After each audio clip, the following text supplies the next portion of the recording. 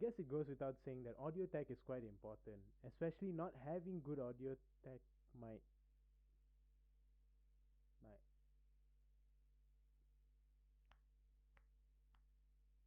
Can you guys hear me? Hello?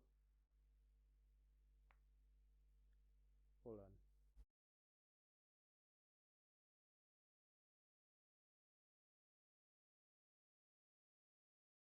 Much better. So like I was saying earlier, audio tech is quite important, and what I thought we'd do for part 3 was go through the kind of audio tech I found at Mr. DIY. Let's go.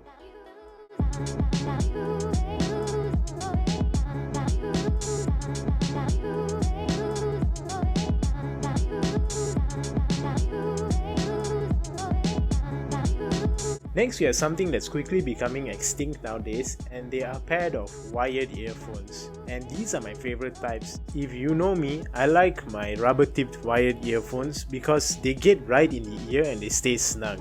The reason why I got this was because when I was a kid, I remember you could get some decent pair of earphones for 20 to 60 ringgit. I was curious what Mr. DIY had to offer for roughly that same price. Also, since I'm one of the last few people with a 3.5mm headphone jack, I thought I could test this out and see. But then I got something else, and I think I'm gonna keep this to test with those things later. But for now, we're gonna unbox this and just inspect the build quality of the thing and see what else you get inside.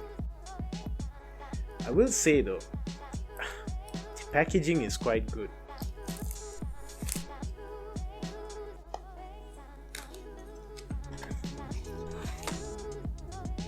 Okay, that's not going back the way it came out.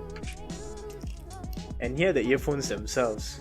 Now, the box did mention that these were tangle-free earphones. I'm not sure what exactly tangle-free earphones are.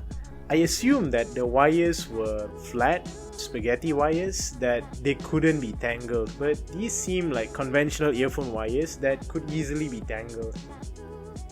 Maybe this is what they were on about. Okay, it doesn't seem to be tangling. So the earphones themselves are basically on point for the price. Plastic, painted to look like metal. Yeah, you see, this is something I'm always wary about when buying earphones. There's like no support for the cables. They're sort of just wriggling around here freely.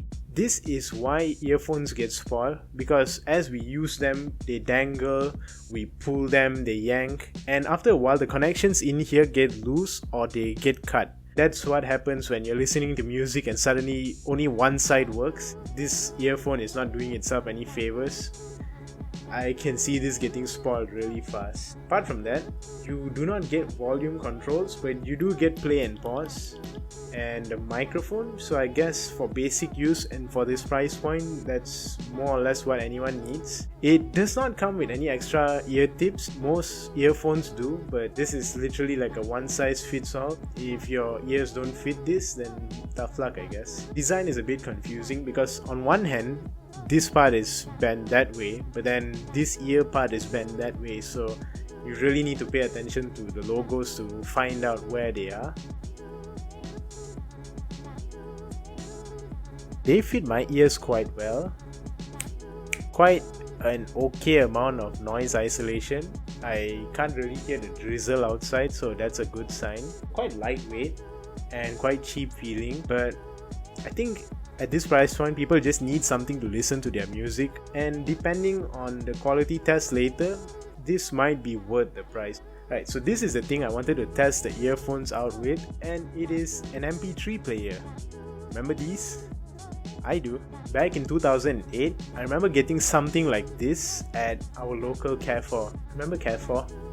Yeah, the idea is there's no screen, you just load it up with a bunch of songs, hit play, you get to skip tracks and go up and down for the volume. And back in 2008, this is all anyone really needed. They just needed something to put their music on and play. But in 2021, with Spotify or with cheap phones acting as MP3 players, I'm not sure how relevant this is, but we'll see. Something I'm noticing from a lot of these Mr. DIY products is they're all made by the same company, Ezra. I couldn't really find much about them online, so they seem to be making a few interesting products. Maybe there's some partnership with Mr. DIY, who knows. There's a bunch of controls here. I have no idea what they do yet. I guess I'll test them out on the field, but this feels slightly more advanced than... oh no.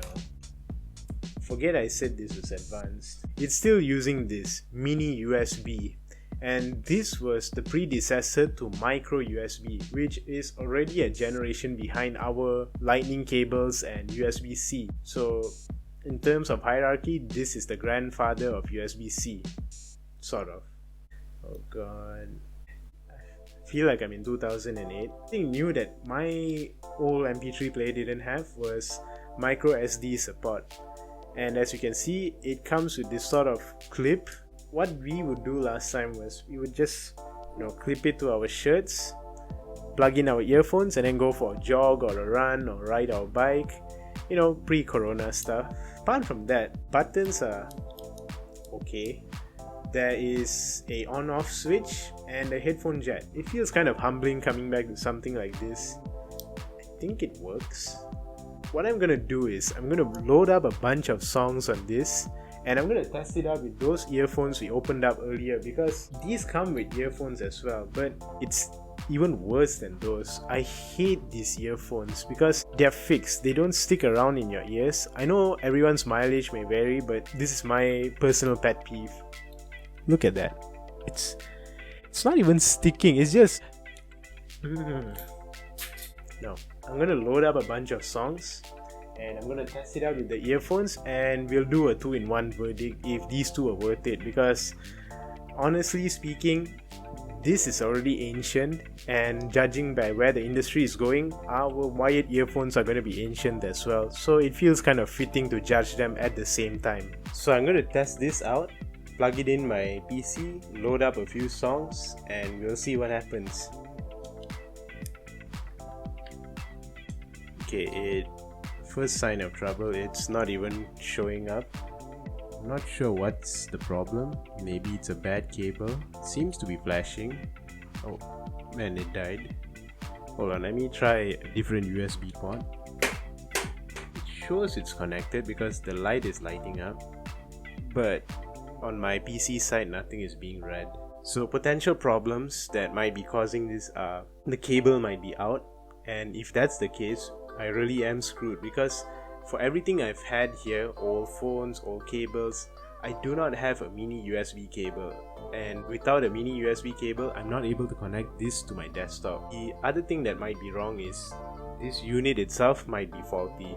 Who knows, because there's no screen to diagnose it, we are just left here guessing. The third is, these things are a bit finicky. I remember my own unit back in 2008, it had a lot of trouble connecting to the PC, so connectivity is a bit of a 50-50 sort of deal. If I can't get this connected, I don't think I can transfer any music to it. It's kind of disappointing. Even if I could get the micro SD slot working, I do not have a spare micro SD. But the thing is, I shouldn't have to resort to that. It advertises USB connectivity and it should be able to connect to my desktop, so I shouldn't have to jump through so many hoops just to get my music on here. I think we found our first dud. Sad. But hey, 1 out of 10, 11, kind of a good failure rate, I would say. Rest in peace 2008. So we thought the MP3 player to test it out. I guess we have to test these with my phone. So how I thought I would test this is I'll hook it up to my phone, launch Spotify, give it a listen, test out the play pause functionality to see if it's working. Cheers. Button works.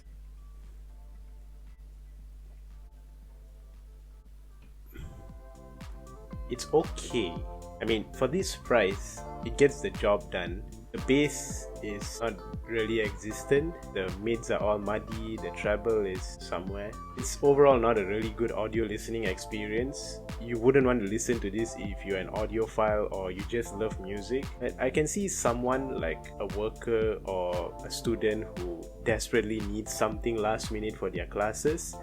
This will work just fine. Maybe a bit unclear, maybe a bit muddy in terms of sound, but otherwise quite inoffensive for 10 ringgit. Other than that, the play pause button works. Oh yeah, there is the microphone.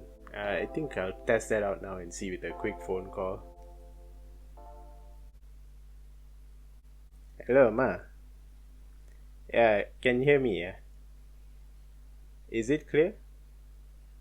Oh, okay, because I'm testing out one of the things I bought for Mr. DIY. It's earphones. Yeah, cheap earphones, and it comes with a mic. Quite clear, huh? You don't hear any muffling or background noise. Clear. Okay, okay. Okay, so A plus, huh? Okay. A okay lah. Okay, okay. Okay. Bye.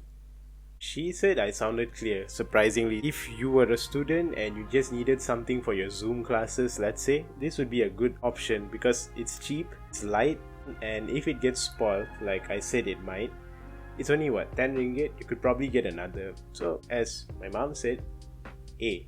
This is an aux cable. This allows me to plug in this device to a speaker or headphones, and it'll allow me to use it as an external speaker. The cable is quite long actually. I'm not sure how long it is. Let me just check the packaging. The packaging says it's around 2 meters, so that's ideal for aux cables because you kind of want that stretch in case you're sitting in the back seat of a car or your speaker is somewhere high up or further away. And initially I wanted to test this out in the car, but since it's getting late and I don't think there will be much difference or a point testing it out in the car, I figured I would test it out with these. These are my headphones, and fortunately for me, they accept an aux cable input. So these headphones are Bluetooth, but if you were to use these cables, you can use them when they're switched off, so they would be like wired headphones. To test this out, we will plug it into my phone, then we would plug this into my headphones. They fit nicely, they're nice and long, and I love these kind of cables.